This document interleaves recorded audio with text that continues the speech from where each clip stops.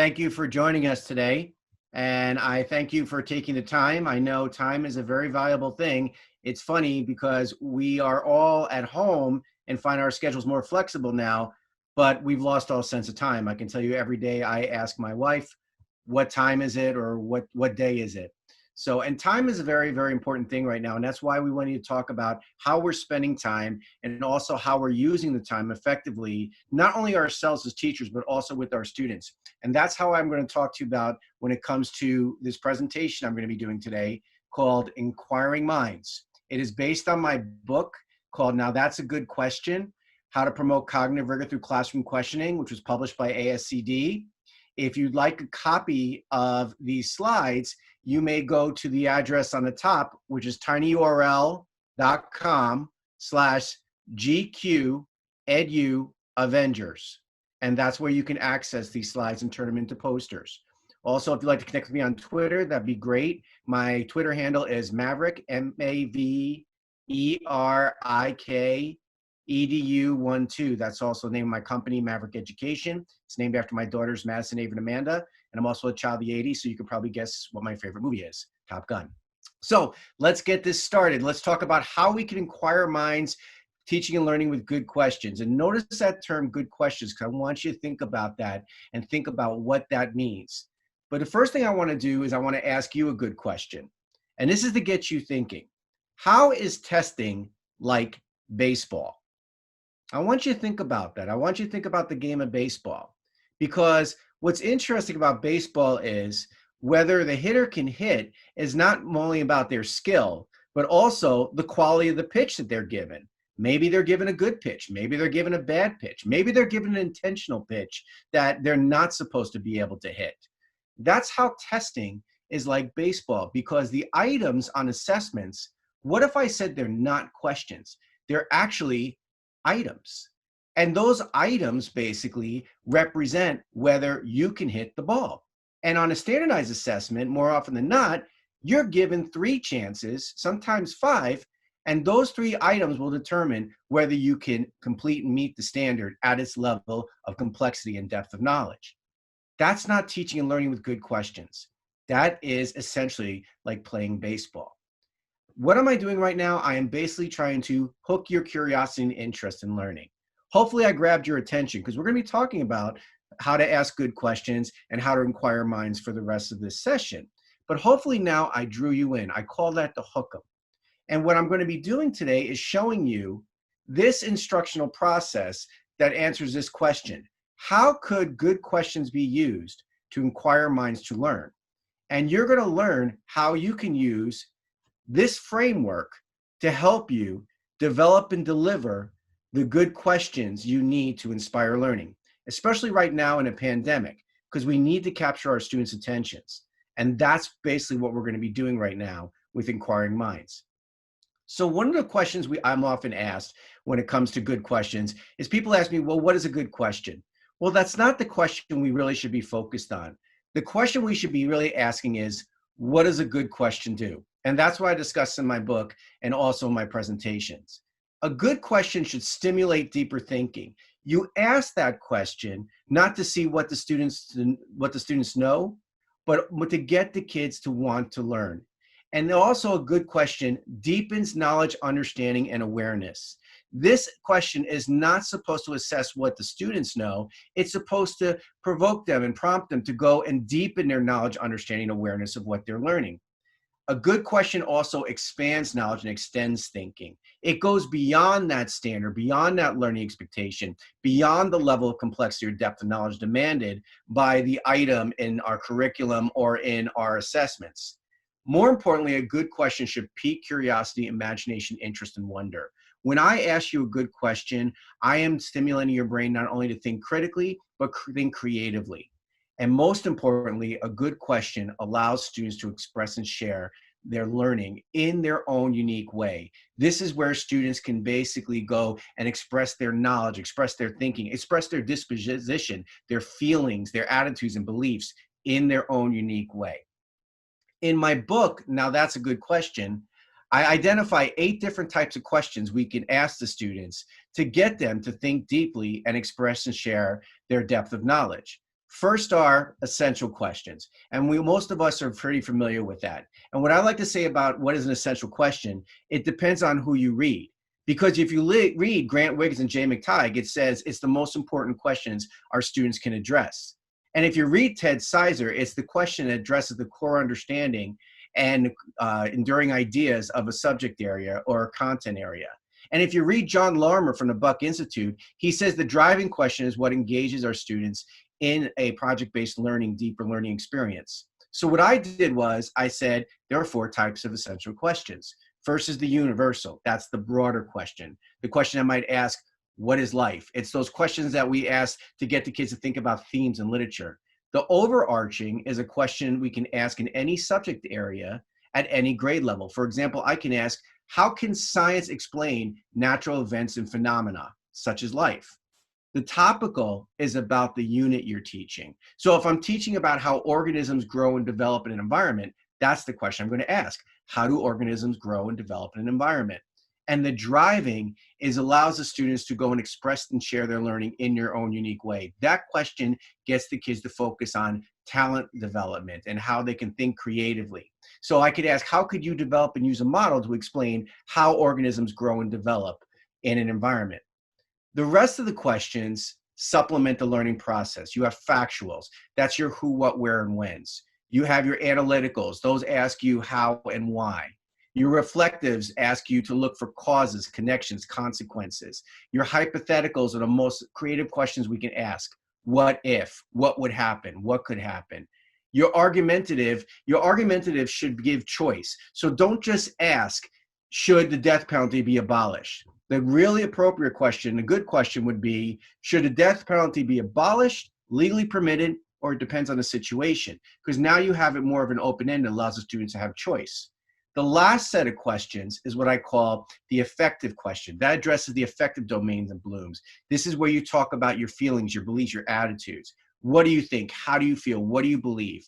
And the personal question, which is a very, very powerful question, ask our students, what do they want to learn about the subject or topic? Now, I usually teach people how to ask these questions when we are in school in terms of a brick and mortar setting, in terms of a face-to-face, a one-on-one with a teacher. We have physical interactions. But this guideline can be used to help you really encourage your students to think deeply and express and share their learning as we do remote learning. So this is what I discuss in my book.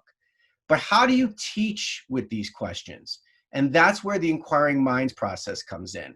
Because with the inquiring mind process, the first thing you do with the essential question, you hook them. You hook their interest. The factual questions focus on foundational knowledge. This is where they're going and inquiring the background knowledge and the functional understanding.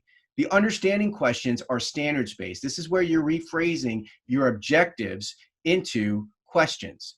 The depth goes beyond the standards, and the expertise makes the learning experience personal. And again, this is the framework. If you notice, you start with the hook 'em. Now that's a good question to get them interested. The other levels you'll be asking throughout the learning process. So let's go through this together. With the hook 'em, what you do is you want to connect this learning experience to the real world. You want to go beyond the standards. You want the kids to get interested. You want the kids to think about things that they never ever learned before, they never ever thought about. This is really almost like the teaser for the blockbuster for the lesson you're going to provide. So a way to hook them for some examples is this. I might ask the students, how could change be scary but good? Or I might ask them, how could good things happen when you try new things? Or why should we be careful not to judge by appearances? See, I'm asking these questions because I'm about to teach you a lesson about The Green Eggs and Ham by Dr. Seuss. And the question I'm going to ask you that sets the instructional focus of this lesson is, how does Green Eggs and Ham express the following ideas? Change can be scary but good. When you try new things, good things could happen. And don't judge by appearances, excuse me. And what that does is basically you're asking that deeper question. You're asking them to go deep or even sometimes beyond the text. I could even do an expertise question where I ask them, what do you think is the central idea or theme of Green Eggs and Ham and why? Based upon the choices given. And if they don't like those choices, they can come up with their own. For the older kids in high school, when I taught high school, I asked them this: what is a hero? And then I asked them, what makes a hero fall from grace? Or I asked them, what causes a hero to fall from grace? And I also asked them, how could a hero redeem themselves if they fall from grace? These are the questions that got them interested in learning about Shakespearean tragic hero. And I was going to have them read Julius Caesar and Macbeth. And also, we're going to watch Star Wars Episode 3, Revenge of the Sith. And the question I'm going to ask them is, how are Brutus, Macbeth, and Anakin Skywalker examples of Shakespearean tragic heroes? And what are the similarities in the following? And I give them a list. These questions are not only going to be used to hook them, but this is also what I'm going to use to drive the deeper learning experience. When I taught history, sometimes you have to go and ask just a simple question. It doesn't have to be profound. So I can ask the kids, who was the president of the United States? And most likely they'll tell me George Washington. But when they Google it, they'll find a guy whose name is John Hanson. And John Hanson was actually the first president of the United States appointed under the Articles of Confederation. He was called President of the United States under Congress assembled. Washington was the first elected under the Constitution. So the question becomes then, should we consider Washington the first president of the United States, or should we also acknowledge not only Hanson, but also the 8 other presidents who were appointed annually under the Articles of Confederation? That's the hook. That's also the argumentative question I'm going to have my students address, because this is the question historians are asking. And it really is engaging. It goes beyond the standard. That's the deep question, the depth question. The understanding question comes from the standards. And the standards are about the Articles of Confederation. If you notice the way the standards are written, they're very, very directive. It says you will do this. What I would do is change that standard into a question. So I'd ask them, how did the weakness of the Articles of Confederation lead to the writing of the Constitution? I would make that the instructional focus, and I would also make that the single summative assessment question. And for the rest of the objectives, I would just rephrase those into questions.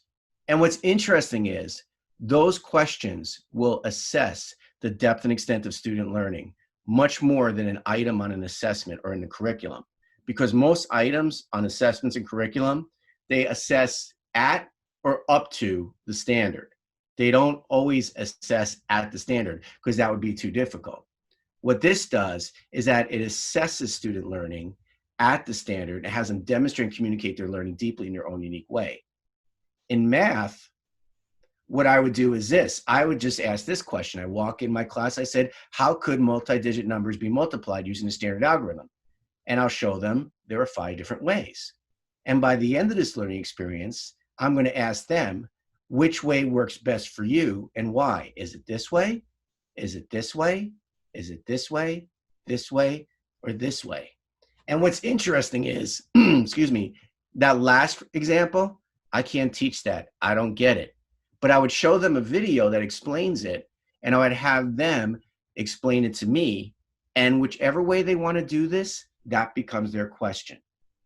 Another way to get the hook 'em is to ask a question that focuses on how they're going to develop what I call their expertise.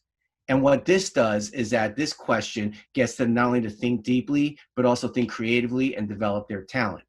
So when I'm teaching a lesson on science, and I'm teaching them about the hypothesis that California is going to sink into the ocean because of a giant earthquake, the theory of the big one, I ask them, how could you analyze and interpret data on natural hazards to forecast future catastrophic events and inform the development of technologies to mitigate their effects?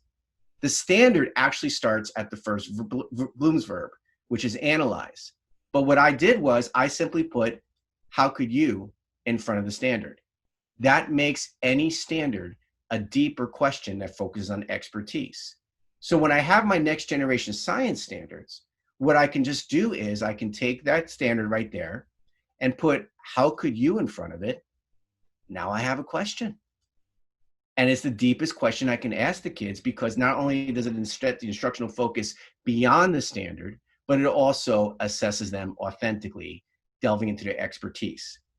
In fact, if you want to do this with your lessons now while you're teaching online, take every standard you have and just basically put how could you in front of it, and they all turn into questions. So that's another way you can hook them. And that's how I used to get my students interested in learning as well, because they learned what they're going to do by the end of this lesson. Another way is to show them the deep question. And you saw some examples of that before. But deep questions should go beyond the standard. Deep questions should really get them thinking about what are the connections, making connections between what they're learning in class, deep within a subject area, across the curriculum, across text, or beyond the classroom. It's the creative question we can ask. What if? That's the most creative question we can ask the kids. It's also argumentative questions where they have to choose this or that, and they have to defend, explain, and justify their responses. So when I'm teaching with deep questions, what I could ask the kids is this. There's their driving question. That's that question for expertise. I can ask them the hypothetical. What if a giant earthquake struck a geographic location? It doesn't just have to be California. It can be New York. It can be inland in the United States. It can be anywhere in the world. What if it struck? What would happen? The argumentative would be, will the big one in California be caused by the San Andreas fault or by the Mendocino fault? Now they have to defend, explain, and justify which one's going to basically cause the big one to happen in California. With math, I would ask them this.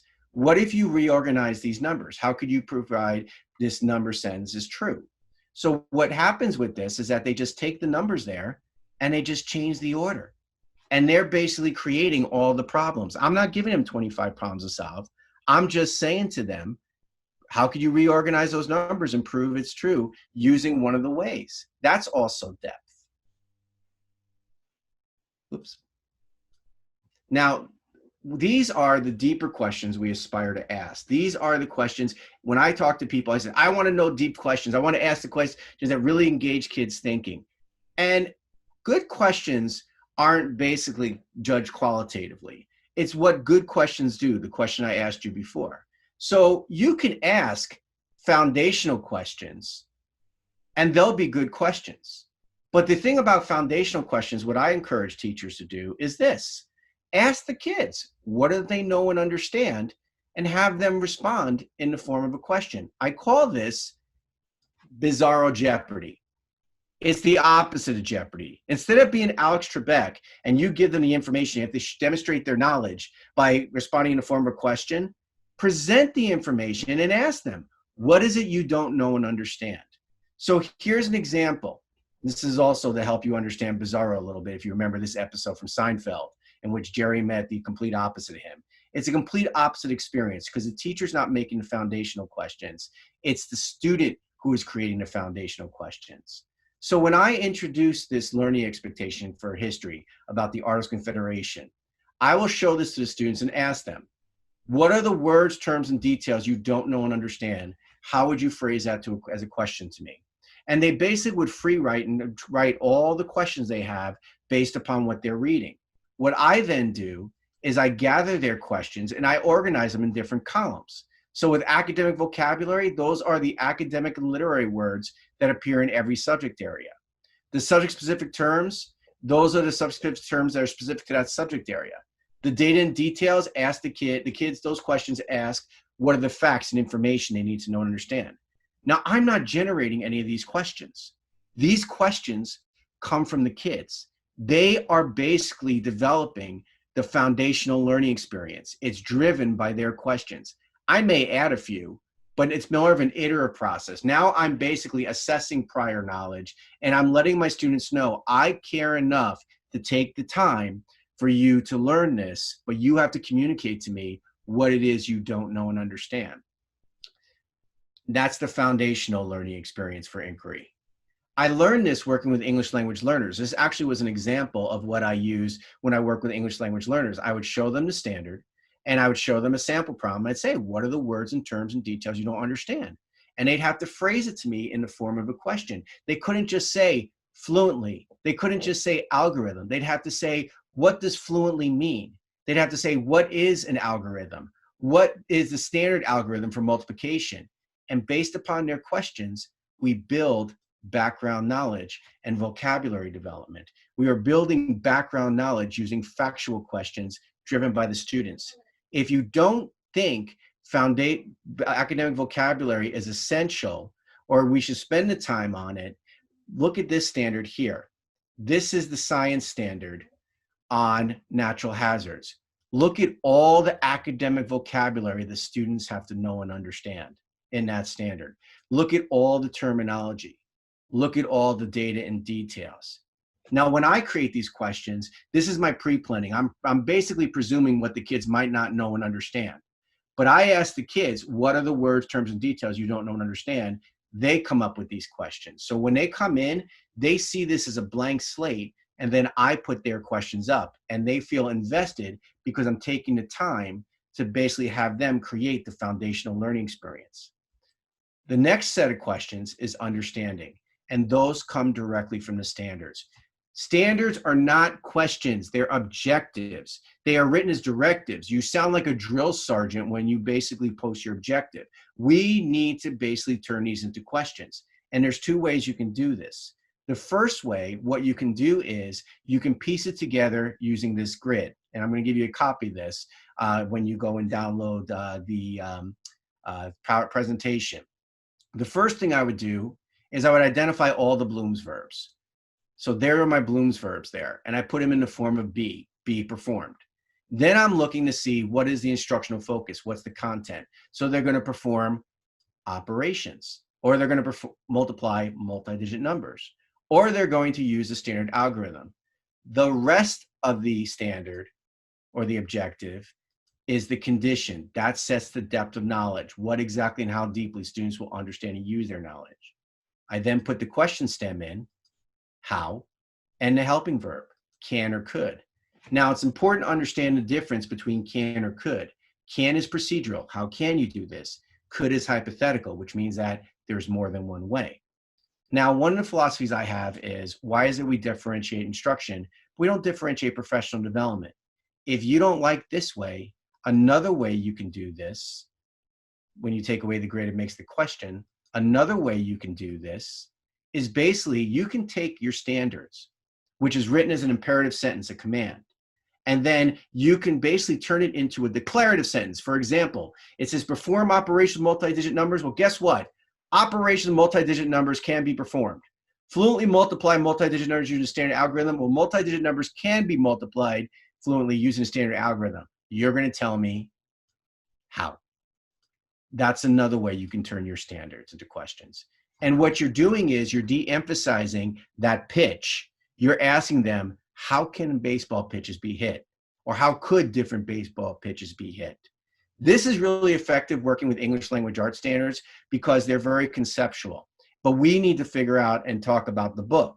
So what I would do with English language arts is I would take the standard and I would write the enduring understanding, which is about Brutus and Macbeth are both examples of complex characters. We call them Shakespearean tragic heroes. That's the facts. I asked them then to go and get the evidence. How are Brutus from the tragedy of Julius Caesar and Macbeth from Macbeth complex characters, and what are the similarities in their following? Now they have the facts and the enduring understanding. I've given them the answer. Now they're going deeper because now they have to go and get the evidence to support their responses. So when it comes to teaching and learning with good questions, how can you do this remotely? Well, get the kids excited about learning, hook them, get them interested. If they're on devices, they have the library of the world at their fingertips. Ask them a question that they can go out and acquire that information. That's actually an important life skill we need to teach our kids. Once we have that, once we hook them, look at your standards. How can I rephrase that objective into a question? That will be your understanding question. How can I get creative with my questions to get them go deeper beyond the standards? What if I just put, how could you in front of every objective? Now I have my expertise. And when it comes to the foundational, simply give the kids either the standard or the segmented text and say, okay, what are the words, terms, and details you don't know, understand? That's how you inquire minds, not only in remote learning, but in life. So I'd like to thank you for being here with me today, and thank you for everything you do. Again, here's your checklist. What does a good question do? If your question does even one of these things, you can feel confident you asked a good question.